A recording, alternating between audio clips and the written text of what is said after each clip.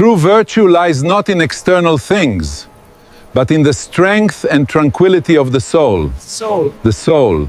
Here is something uncomfortable that most people never say out loud. You have given strangers, co-workers, and casual comments authority over your inner peace that your closest friends do not even have. A driver honks at you, your mood is ruined for an hour. A colleague does not acknowledge your work. You spend the evening replaying it. Someone cancels plans, you immediately wonder what you did wrong. People you barely know are running your emotional life.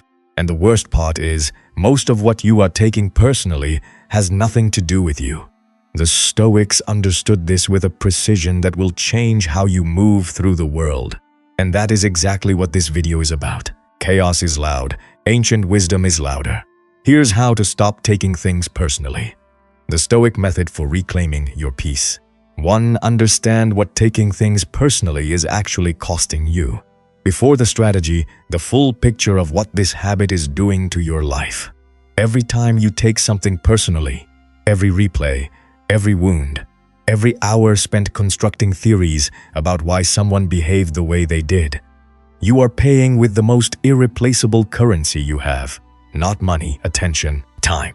The specific quality of presence that could be going towards something real in your life, but is instead going toward managing a story about what someone else meant by what they said. Seneca wrote, Omnia Lucili aliena sunt, tempus tantum nostrum est. Everything is alien to us, Lucilius. Time alone is ours. And the person who takes everything personally is the person who is giving that one irreplaceable thing, time and the attention it carries, to people and moments that have not earned it.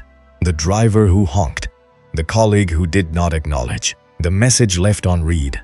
These moments are consuming real hours of a finite life. Marcus Aurelius, managing the most demanding human life in the ancient world, wrote this to himself as a daily instruction. Confine yourself to the present. Not because the past slights did not happen, because the energy spent replaying them is energy stolen from the present moment, the only place your life is actually occurring. This is not just a mood problem, it is a life management problem. And naming the cost is the first step toward refusing to keep paying it. 2. Almost everything you take personally is not about you. This is the most important teaching in the entire video, and it is the most counterintuitive. Because when you take something personally, the feeling is absolutely convincing. It feels like it is about you. It feels like evidence, like a verdict. It almost never is. Epictetus said, men are disturbed not by the things which happen, but by the opinions about the things. The person who did not reply to your message, you have constructed an entire story about what that silence means about how they feel about you. The reality? They were busy. They forgot. They are going through something you know nothing about. Their silence is data about their life, not a verdict about your worth. Here is the mechanism the Stoics identified with uncomfortable precision. When something happens, a dismissal, a cancellation, a critical comment, your mind does not receive it neutrally. It immediately assigns meaning, and the meaning it assigns is almost always self-referential. About you, about your value, about whether you are respected, liked, important. That assignment is the ego doing what egos do. And as Marcus Aurelius observed, after years of governing people who did everything from admire him to betray him, never esteem anything as of advantage to you that will make you lose your self-respect. The ego that needs every interaction to confirm your worth is the ego that has handed strangers the power to take that worth away. The practical shift is this. The next time something lands in a way that feels personal, ask one question before you assign meaning. Why might this person have done what they did that has nothing to do with me? The driver flashing his lights is late. The colleague who walked past without acknowledgement is preoccupied. The friend who canceled has something happening in their life they have not shared. You do not know. You only know your interpretation. And interpretations are not facts. When you shift from what does this mean about me to what might be happening with them, something releases. The wound that was starting to form does not form, because you have not handed the interaction the authority to form it. 3. Your brain is wired to make it about you, train it differently. This is where the Stoic practice becomes specifically actionable. The brain produces roughly 50,000 thoughts per day. The majority of them are negative. This is not a character flaw, it is evolution. The ancient brain was designed to scan for threat, and the modern brain applies that threat scanning to social interactions. The colleague who didn't say hello is a threat. The message left on read is a threat. The critical email is a threat. The survival brain responds to all of them as if they are real dangers to your safety. They are almost never real dangers. But the brain does not distinguish automatically. You have to teach it to. Marcus Aurelius trained his mind every single morning before the day could claim his attention. He wrote down the people he expected to frustrate him, the situations likely to trigger a reaction, the moments where his ego would want to take something personally, and he pre-decided how he would respond. Not in the moment from the wound, in advance from his values. This is the practice called premeditatio, the deliberate mental rehearsal of difficulty before it arrives. The Stoics used it for every area of life. Applied to taking things personally, it works like this.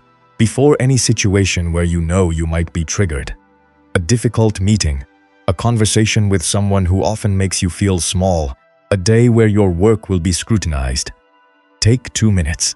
Tell yourself honestly, things are going to happen today that feel personal. People will say things, ignore things, do things that my mind will immediately want to interpret as being about me. And in those moments I will pause. I will ask why before I assign meaning. I will not hand my piece to an interpretation. That 2-minute preparation is not magic. It is training. And training, done consistently, changes what happens automatically. The mind that has rehearsed the response begins to produce it without force. The pause between the stimulus and the interpretation becomes wider, and wider is where your freedom lives. For when it does hit a raw nerve, that is information, not damage. Here is where the Stoic teaching becomes most honest and most valuable. Sometimes you apply all of this, you ask why, you shift your focus, you remind yourself it is not about you, and it still hurts. It still lands. And when that happens, the Stoics had a precise answer for what it means. It means the comment has touched something real. Something you already know about yourself. Something you have not fully made peace with. Marcus Aurelius understood this through years of private self-examination. His meditations are full of moments where he named his own weaknesses directly. Not with self-hatred, but with the honest clarity of a man who had decided that knowing himself accurately was more valuable than protecting a flattering image of himself. He wrote, "If it is not right, do not do it. If it is not true, do not say it." Applied to self-knowledge, if the criticism has no root in reality, it will not penetrate. You cannot be called an orange and take it personally. Because nothing in you believes you are an orange. The things that land, the things that genuinely wound, are the things that have a thread of truth connected to something you already privately know. This is not an invitation to self-punishment. It is an invitation to self-knowledge. The comment that stings most is often the most useful mirror available to you. Here is what to do when something genuinely hits. First, give yourself the acknowledgement that it hurts, not performing the hurt, just honestly noting it. The Stoics processed their emotions, they did not suppress them. Seneca journaled. Marcus wrote. Epictetus spoke about his experiences directly. The emotion is information. Receive it. Second, ask the honest question. Is there something real here that I have been avoiding looking at? Not are they right to treat me this way? That is a separate question. But does this touch something in me that is worth examining? If the answer is yes, that examination is more valuable than any defense you could construct. Third, and this is the teaching most people skip, speak. Calmly, without blame, without accusation. If someone has genuinely hurt you, tell them what it produced in you. Not you made me feel. When that happened, I felt. That distinction is not semantic, it is philosophical. The first makes them responsible for your feeling. The second owns your feeling while sharing it. That is how a Stoic communicates genuine hurt, openly, without drama, without surrender, without the pretense that it did not happen. If this video is giving you real value, hit subscribe right now. Because this is exactly what this channel does every week. Ancient Stoic wisdom made completely practical and usable for your actual life. One click. Now let's finish this. 5. You assign the meaning, which means you can reassign it. This is the foundational Stoic teaching beneath everything else we have covered. Epictetus taught it as the opening instruction of his entire philosophy. An event happens. Between the event and your emotional response, there is a step that most people never notice. The step where you assign the event its meaning. That assignment feels automatic. It feels like a fact. It is not a fact. It is a choice. One that happens so fast it feels involuntary, but it is still a choice. The Stoics described this as the discipline of assent, the practice of inserting yourself between the impression and the response, not accepting every impression as truth, not assuming that the meaning your mind immediately attached to an event is the only available meaning. Here is what this practice looks like concretely. Something happens. Before you accept the first meaning your mind offers, you hold it up to a simple test. Is this the only possible interpretation of what just occurred? Almost always, it is not. There are 10 interpretations available. Your ego chose the one that made the event about you, but it selected that interpretation from a field of options. You can select a different one, not a fake one, not a forced positive spin. A genuinely available alternative that your mind bypassed in its rush to assign blame or wound. The person who did not acknowledge your work, they may not have seen it. The friend who was distracted, they may be carrying something heavy that they have not told you about.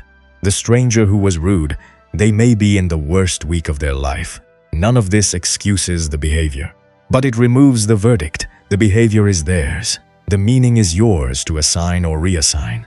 And that is the specific freedom the Stoics were always pointing toward. Not the freedom from what happens, but the freedom to determine what it means. 6. The daily practice that makes all of this permanent. Philosophy without practice is entertainment. The Stoics were ruthless about this. Every principle they taught was meant to be applied daily, deliberately, in the ordinary moments of ordinary life. Here is the complete daily practice for stopping taking things personally. 3 simple steps done every day. In the morning before anything else, spend 2 minutes with this question. What situation today might trigger me into taking something personally? Name it specifically. Then predecide. I will ask why before I assign meaning. That predecision is the armor. During the day, when something hits, pause before you interpret. Breathe once. Ask why the other person might have done what they did that has nothing to do with you. If the pause reveals it genuinely does touch something real in you, note it. Do not suppress it. Do not perform it. Just note it honestly. In the evening, the Stoic review. Marcus Aurelius asked himself 3 questions every night. Applied to this practice, did I take something personally today that was not about me? Did something land that deserves honest self-examination? And what will I do differently tomorrow? This review is not self-punishment, it is calibration. The same calibration Marcus did every night for 20 years while managing an empire. Not to become a man who never felt anything. To become a man who felt everything, but was governed only by what was true. In conclusion, almost everything you take personally is not about you. It is about the other person's life, state, and intentions. When your mind assigns the self-referential meaning, catch it and ask why before you accept it. When something genuinely does hit a raw nerve, that is data, not damage. Examine it with honesty rather than defending against it. You assign the meaning, which means you hold the power to reassign it. And the daily practice of morning preparation, midday awareness, and evening review is what moves all of this from understanding to actual transformation. This is the Stoic method for one of the most quietly expensive habits a human being can carry. Not a technique for feeling nothing. A practice for feeling everything accurately and granting only the things that are genuinely true the authority to reach you. The driver honking behind you is not your verdict. The unreturned message is not your value. The absent acknowledgement is not your worth. Your worth is not located in any of those places. It is located in the one place no one else can reach. Your own honest assessment of how you are living. And that, as Marcus Aurelius wrote in his tent, on his own, for no audience, is entirely yours. And if this video genuinely helped you today, please like it right now. It tells me this kind of deep, practical Stoic content is worth making more of. Share it with one person you know who is carrying something they took too personally. They need this. Chaos is loud. Ancient wisdom is louder. Tell me in the comments, what is the one situation in your life right now where you have been taking something personally, and now you are not sure it was actually about you? You do not have to go into detail. Just name the category. I read every single one.